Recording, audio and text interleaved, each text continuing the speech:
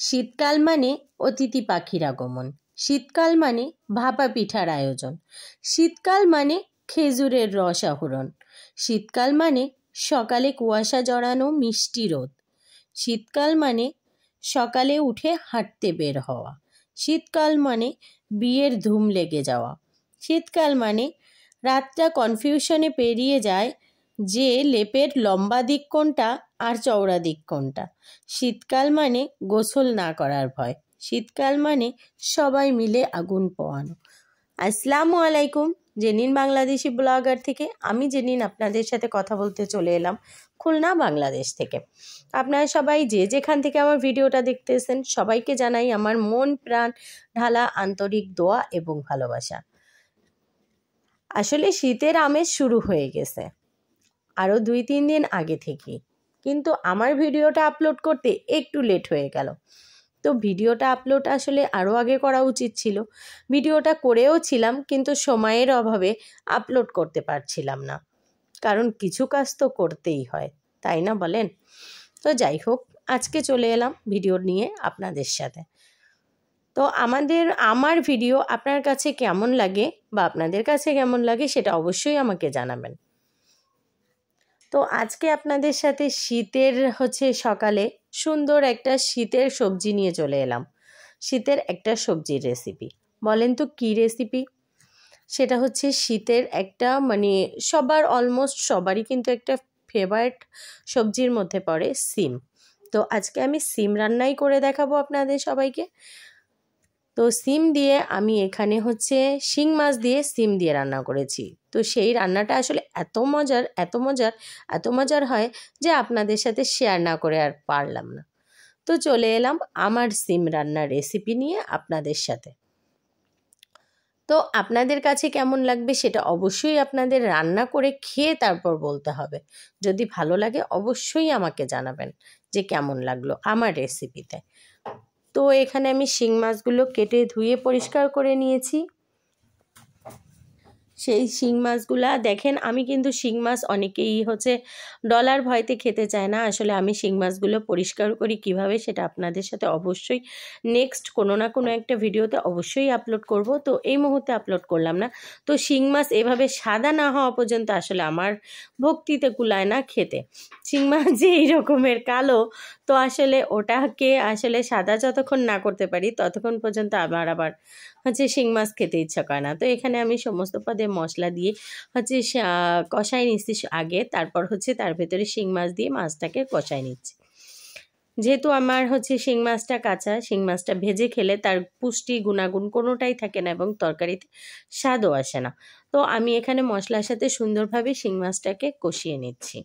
বারবার করে একটু পানি দিয়ে, আগে প্রথমে এমনি কষাইছি, তারপর একটু পানি দিয়ে কষাইছি। কারণ যেহেতু এই মাছটা আমি কোনো রকম ভেজে রান্না করছি না, তো সেক্ষেত্রে আমার কষানোটাই ইম্পর্টেন্ট। আর এখানে আমি সুন্দরভাবে মাছটা মশলার সাথে কষিয়ে নিব। কষিয়ে নিয়ে তারপর মাছটাকে আমি তুলে নিব। এই যে দেখুন, এরকম একটা ঝাঁঝরি চামচের সাহায্যে আপনারা মাছগুলো তুলে নিতে পারেন, তাহলে অনায়াসে মাছগুলো ওঠানো যাবে। আর কোনো রকম মশলাপাতিও মাছের সাথে উঠে আসবে না, প্লাস মাছটা ভাঙবে না। তো আমি আসলে এভাবেই করি, যখন আমি মাছটা কষাই নিই তখন আমি এরকম ঝাঁঝরি চামচের সাহায্যেই কিন্তু মাছগুলো উঠাই নিই, সেটা যে মাছই হোক না কেন। উঠিয়ে নিয়ে রেখে তারপর কিন্তু আমি তার ভেতরে বাকি সবজিগুলো কষিয়ে নিই। তো এই যে দেখুন, আমি মাছগুলো সুন্দরভাবে এখানে মশলা থেকে মাছগুলোকে তুলে একটা বাটিতে সাইড করে রাখছি। পরে মাছগুলো আমি দিয়ে দিব। তো এখন আসলে কষানোর পর্যায়ে মাছগুলো যদি আমি আরও বেশিক্ষণ রাখি তাহলে মাছগুলো ভেঙে কাটা কাটা হয়ে যাবে, যার জন্য মাছগুলো উঠায় রাখতে হচ্ছে। আর মাছগুলো কিন্তু এখানে 80% কুক হয়ে গেছে। আর এখানে দেখুন, আমি সিম এবং আলু কুটে ধুয়ে পরিষ্কার করে রেখেছি। এখন এই মশলার ভেতরে সিম আলুটা আমি দিয়ে দিব।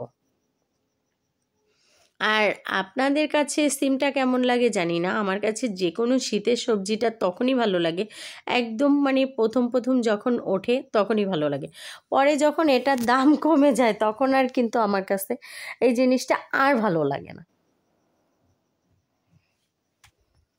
আর এমনিতেও দেখবেন খেয়াল করে যে কোনো সবজি বা যে কোনো কিছু নতুন অবস্থায় যতটা মজা লাগে, কিন্তু পরবর্তীতে যখন সেটা বারবার খাওয়া হয় কিন্তু তখন সেই স্বাদটা কিন্তু আর পাওয়া যায় না। যখন আমরা অনেক দিন পরে একটা সবজি খাই সেরকম যেই টেস্টটা থাকে, কিন্তু অনেক দিন পরে যদি কোনো সবজি বারবার অনবরত খেতেই থাকি তাহলে কিন্তু সেই সবজির স্বাদটা আর লাগে না, মজাই লাগে না। তো আসলে আমার এই প্রবলেমটা আসছে, আমার মতো হয়তোবা অনেকেরই এই প্রবলেম আছে। আসলে আমার মনে হয় কি, একদম ফার্স্টে যখন ওঠে সবজিগুলা তখনই কিন্তু আমার মজা লাগে, কিন্তু পরবর্তীতে আমার কেন জানি না ওই সবজির প্রতি আর বিতৃষ্ণা ধরে যায়, আর ভালো লাগে না। তো এই জন্য আমি কি করি, সিমটা কিন্তু আমার স্পেশালি অনেক পছন্দ, যার জন্য যখন এই সিমটা একদম সদ্য সদ্য ওঠে বাজারে তখন আমি সেটা কিনে খাওয়ার চেষ্টা করি, কারণ পরবর্তীতে আমার আর ভালো লাগে না, যার জন্য। কিন্তু সিমটা আসলেই আমার কাছে অনেক মজা লাগে, কিন্তু ওই যে বলেন না যে পরবর্তীতে কেন যে মজা লাগে না সেটা আমি জানি না, কিন্তু সিম কিন্তু আমার ভালো লাগে, কিন্তু তারপরেও আমার জানি কেন লাস্টের দিকে ভালো লাগে না। তো এখানে আমি সিমগুলো সুন্দরভাবে কষিয়ে নিয়েছি, নিয়ে আমি এখানে ঝোলের পানি দিয়েছি, দিয়ে আমি একটু ঢাকনা দিয়ে ঢেকে নেব যাতে একটু তাড়াতাড়ি কুক হয়ে যায়। আর এই যে দেখুন, সিমটা যখন হালকা বলক চলে আসবে মানে ঝোলের পানিটা, তখন আমি এর ভেতরে একটু ধনে বাটা আর একটু জিরা বাটা অ্যাড করে দেব। এতে কিন্তু আপনার খাবারের টেস্টটা দ্বিগুণ আসবে। আপনারাও অ্যাপ্লাই করে দেখতে পারেন যে এটা দিলে আসলেই খাবারের টেস্টটা ডিফারেন্ট এবং অনেক মজা লাগে। খাবারটা যে এত সুন্দর একটা সুঘ্রাণ তৈরি করে, প্লাস খেতেও এত মজা লাগে, আপনারা যদি না দিয়ে খেয়ে থাকেন তাহলে জানবেন না কখনোই।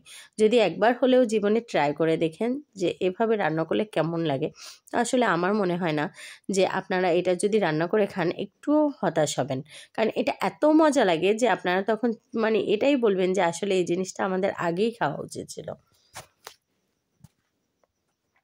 আর এই যে দেখুন, আর এই যে সিমটা যখন বলক চলে এসেছে তখন তার ভিতরে কিন্তু আমি মাছগুলো দিয়ে দিয়েছি। আরও একটু জাল করে নেওয়ার পরে এখানে আমি টমেটো কুচায় রাখছি আর ধনেপাতা।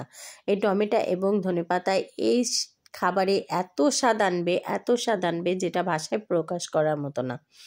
আসলে তৈরি করে খেলেই আপনার এর আসল টেস্টটা পাবেন। এখানে আমি টমেটোগুলো একটু আগে দিচ্ছি, পরবর্তীতে এখানে আমি ধনেপাতাগুলোও দিয়ে দিব।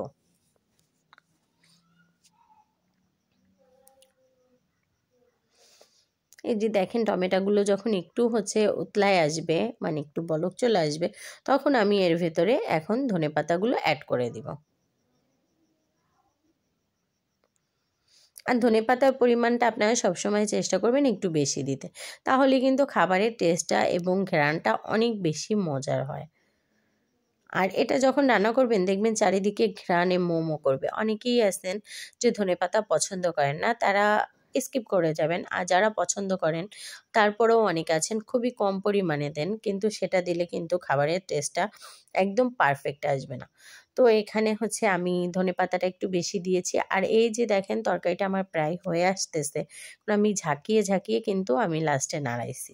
আর এই যে দেখুন আমার তরকারির ফাইনাল লুক, এটা এত মজা হয়েছিল যে আমরা কিন্তু সাথে দেশি মোরগ রান্না করেছিলাম, কিন্তু মোরগের থেকেও এটা বেশি চলেছে। আসলেই এটা অনেক মজার।